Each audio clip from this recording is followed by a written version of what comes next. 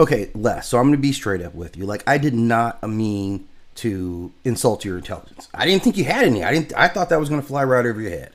And that was totally just a joke. I'm just joking. It's just levity because I still love you. And I'm going to talk to you about love. And in fact, just saying the word love makes me feel good, right? And here's the thing. When you're talking about judging people, there's a guy that I like to follow in terms of how we judge people. And this dude was named Jesus, right? They call him Jesus Christ. You may know about this guy. And there was this time in his life, man, where things were kind of going bad. He was up on his cross, right? They had him hemmed up on his cross. My boy, right? And you know who he was on that cross with? Some other bad people, right? Jesus was up on them crosses with some really bad people. That's the truth, right? So someone's repeated exposure, like first of all, someone who is exposing themselves over a long period of time is even worse, right? I don't protect, like, there are some internal mechanisms that's making you prone for reckless behavior. That's what we're seeing. The fact that it's done over years actually supports my argument in even better.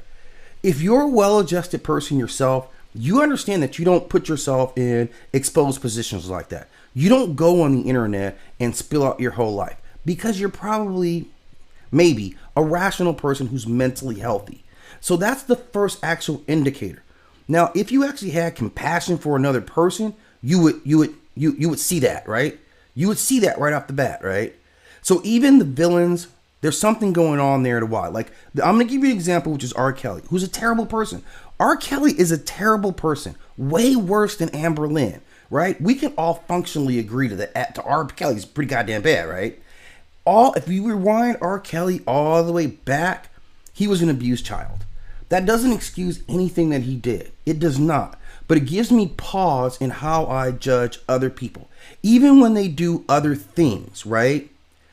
When you have someone who is bad, if you want to understand humanity and understand someone's heart, stop and think. There's a couple of questions I like to ask when I come up on a scenario, right? What did you do to make that person that mad? I like to know that. What made them like that? Not to understand them or to give, but we have to understand that if we have protected young R. Kelly, all those women would have never been battered, right? So if we could have all along the line protected whatever happened to this girl, like, just stop and use your damn head. Like you say, we're talking about intelligence. This person is 400, 500 pounds. That automatically shows you that there's something going on in here, right? It's just like mess is a sign of disorder in your life, right? If you're overly messy. If you hoard, that means, I'm doing things that show you that I've got some issues. And that's what she's showing you. Her weight management, which is terrible. She can't lose weight. She can't be disciplined enough to do these things, okay? That's a sign. She couldn't get healthy mentally in regards to her weight. So why do you expect her to be healthy mentally in other aspects of her life? Her exposing herself for so long, like, at least about what you said, exposing her videos for years, right, for money. That sounds like a prostitute. And it is. She is prostituting herself. She's exposing herself for money. I expose my vulnerabilities. I expose myself to harm for money. That fits the pattern of a prostitute. And I know where you come from. They may vilify prostitutes, but if I were to look at any prostitute or anyone working in the sex industry or exposing themselves, I would say something happened to that young lady that put her that way. We're not born with sin.